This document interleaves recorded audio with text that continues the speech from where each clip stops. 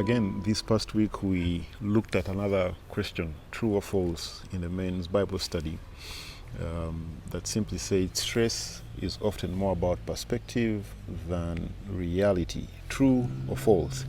And I clicked false, or I chose false. And one of the commonest arguments was the example of being stressed about a problem until you realize that your neighbor is in a worse situation. And if you take that angle, you will be stressed with your neighbor who is in a better situation. An example I can give is you're okay with the bike. If your neighbor is walking to work until your other neighbor on the left buys a car in a rainy season, then the stress kicks in. So in a way, our argument, or my argument, was stress is more about reality than perspective. And here's why. Because when you have zero account balance, the zero is reality, and unpaid bills are reality. When power goes off, unpaid bills for water is reality.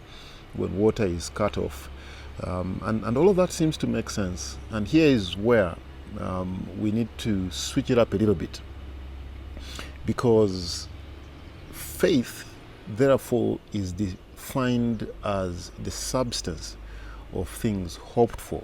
And someone may think, okay, at that point, it's about perspective. And I would say no, it's about reality. In as much as faith is a substance of things hoped for, it's the evidence of things not seen.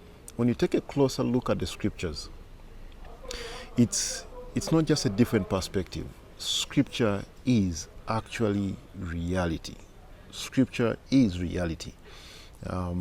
Why? Because what you see, the brokenness, the zero account balance, in as much as it looks like reality, the reality is that God will take care of you. He has promised never to leave you nor forsake you. And what we believe in Scripture, when it becomes reality, or when we think of it as the actual reality, then stress is reduced. And we went ahead and looked at Romans chapter 12, especially verse 2, said, do not be conformed to this world, but be transformed by the renewing of your mind. Then you may prove what is that good and acceptable and perfect will of God.